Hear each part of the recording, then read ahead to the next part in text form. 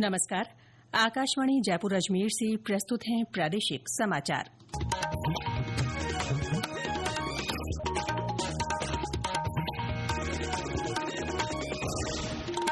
मुख्य समाचार।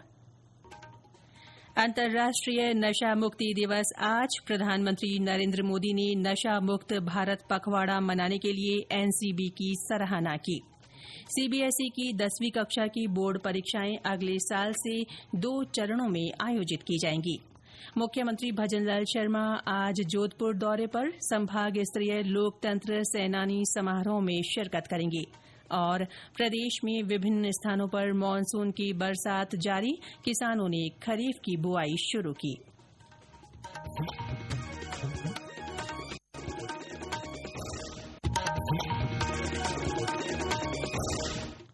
समाचारों के साथ मैं रितिका गुप्ता। और अब समाचार विस्तार से।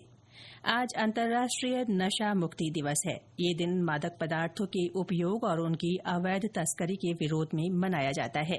ये दिवस मादक पदार्थ मुक्त अंतर्राष्ट्रीय समाज का लक्ष्य प्राप्त करने के लिए कार्रवाई और सहयोग मजबूत करने का आह्वान करता है।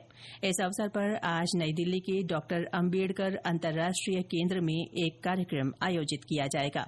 प्रधानमंत्री नरेंद्र मोदी ने अपने संदेश में नशा मुक्त भारत पखवाड़ा मनाने के लिए मादक पदार्थ नियंत्रण ब्यूरो एनसीबी की सराहना की है।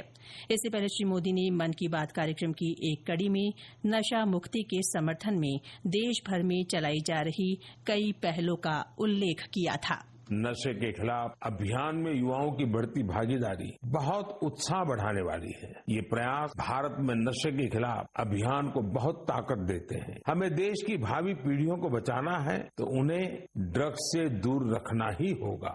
इसी सोच के साथ 15 अगस्त 2020 को नशा मुक्त भारत अभियान की शुरुआत की गई थी।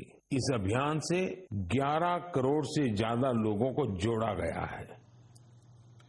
इस बीच प्रदेश में नशा मुक्त पखवाड़े के तहत विभिन्न कार्यक्रमों के माध्यम से लोगों को जागरूक किया जा रहा है।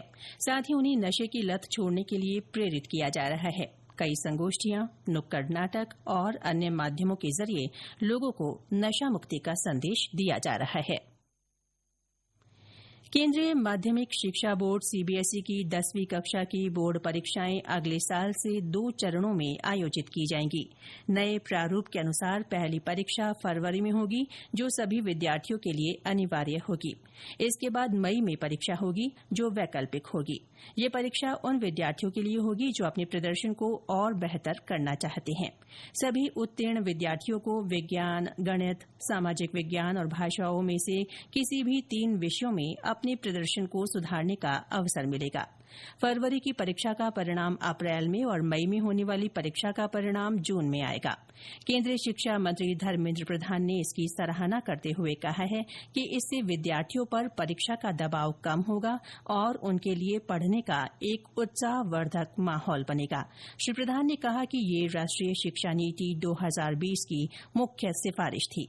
साल में 2 बार परीक्षाएं आयोजित करना विद्यार्थियों के हित में है, जो वैश्विक शिक्षा पद्धतियों के अनुरूप है। मुख्यमंत्री भजनलाल शर्मा ने लोगों से दीन दयाल अंत्योदय संबल पखवाड़े के तहत आयोजित हो रहे शिविरों में अधिक से अधिक भाग लेकर इनका लाभ उठाने को कहा है। उन्होंने कहा कि राज्य सरकार इसके माध्यम से समाज के अंतिम छोर तक बैठे व्यक्ति तक जन कल्याणकारी योजनाओं की पहुंच सुनिश्चित कर रही है। मुख्यमंत्री ने आमजन और जनप्रतिनिधियों से जरूरतमंद लोगों को प्रेरित करने की अपील की। गरीब और वंचित वर्गों के वर्षों से अटके कार्यों की पूरा करने की योजना, उन्हें सरकारी योजनाओं का लाभ दिलाना, उनके जीवन में स्थायी बदलाव लाना है। इस पखवाड़े में शिविरों के माध्यम से उन्हें सरकारी योजनाओं से जोड़ने का कार्य किया जाएगा। ऐसे अनेक कार्य हैं। ये कार्य सीधे तौर पर गरीब और वंचित वर्ग के जीवन को प्रभावित करेंगे। उनके वर्षों से अटके कार्य अब पूरे होंगे। मैं आप सभी से आह्वान करता हूं कि इस पखवाड़े में लगने वाले शिविरों में सक्रिय रूप से भाग लें। अपने गांव के लोगों को इन शिविरों की जानकारी दें। जो अभी भी योजनाओं के लाभ से वंचित हैं, शिविर में जाएं, अपने लंबित कार्य पूरे करवाएं और दूसरों को भी प्रेरित करें। ये समाचार आकाशवाणी जयपुर अजमेर से प्रसारित किए जा रहे हैं। प्रादेशिक समाचार बुलेटिन आप हमारे x handle @AIRnews_Jaipur, YouTube channel Rajasthan AIR news और फेसबुक AIR न्यूज राजस्थान पर भी सुन सकते हैं। साथ ही आप हमारी वेबसाइट newsonair.gov.in पर भी समाचार सुन सकते हैं और संबंधित फोटो तथा वीडियो देख सकते हैं।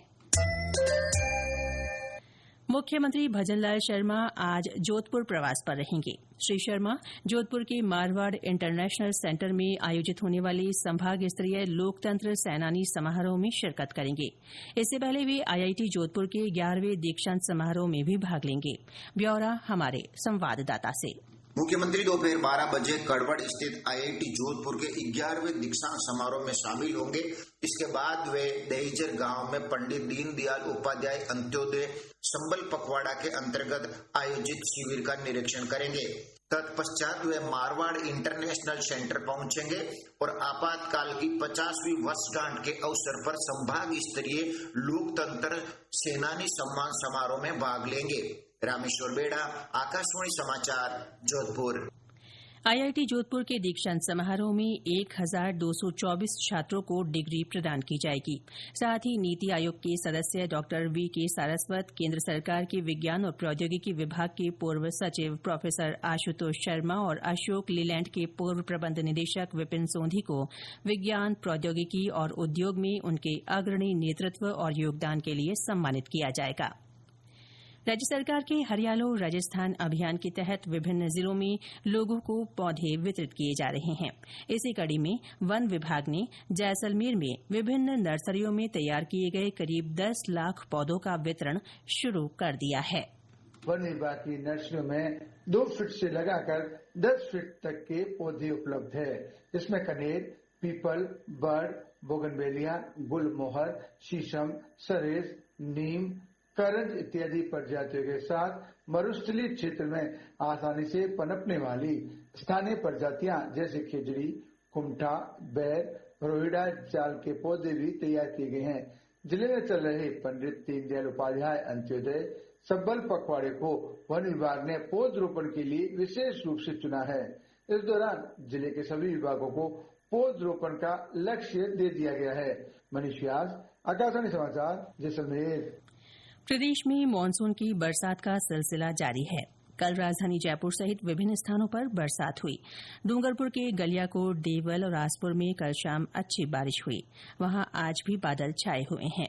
सोम, कमला, आंबा बांध क्षेत्र में पिछले 24 घंटों में 5 मिलीमीटर पानी की आवक हुई है। हनुमानगढ़ में आज सुबह झमाझम बादल बरसे।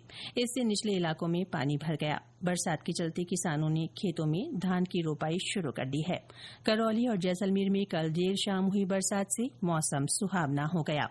मौसम विभाग ने आज श्रीगंगानगर और हनुमानगढ़ जिलों तथा आसपास के क्षेत्रों में गरज के साथ बारिश की संभावना व्यक्त की है। इन इलाकों में कहीं कहीं भारी बरसात भी हो सकती है। वहीं सिरोही, बारां और बीकानेर जिलों के आसपास बारिश का येलो अलर्ट जारी किया गया है। इस दौरान हल्की बरसात होने और बिजली गिरने की आशंका है। खेलो इंडिया यूनिवर्सिटी गेम्स इस साल नवंबर में जयपुर में आयोजित किए जाएंगे। खेल मंत्री मनसुख मांडविया ने कहा है कि इसमें देश भर के 200 से ज्यादा विश्वविद्यालयों से 4000 से अधिक खिलाड़ी हिस्सा लेंगे। उन्होंने कहा कि ये खेल खिलाड़ियों को अपनी प्रतिभा दिखाने के लिए राष्ट्रीय मंच प्रदान करते हैं। उन्होंने बताया कि यूनिवर्सिटी गेम्स 25 वर्ष से कम उम्र के एथलीटों के लिए है। श्री अमरनाथ यात्रा 3 जुलाई से शुरू होगी। इसकी तैयारियों के सिलसिले में कल सुरक्षा बलों ने बालटाल शिविर पर संयुक्त सुरक्षा अभ्यास किया। इस अभ्यास में विभिन्न सुरक्षा एजेंसियों ने भाग लिया। और अंत में मुख्य समाचार एक बार फिर। अंतर्राष्ट्रीय नशा मुक्ति दिवस आज। प्रधानमंत्री नरेंद्र मोदी ने नशा मुक्त भारत पखवाड़ा मनाने के लिए एनसीबी की सराहना की। सीबीएसई की 10वीं कक्षा की बोर्ड परीक्षाएं अगले साल से 2 चरणों में आयोजित की जाएंगी। मुख्यमंत्री भजनलाल शर्मा आज जोधपुर दौरे पर संभाग स्तरीय लोकतंत्र सेनानी समारोह में शिरकत करेंगे। और प्रदेश में विभिन्न स्थानों पर मानसून की बरसात जारी, किसानों ने खरीफ की बुआई शुरू की। इसके साथ ही प्रादेशिक समाचार बुलेटिन समाप्त हुआ। हमारा अगला बुलेटिन दोपहर 1 बजे प्रसारित होगा। नमस्कार।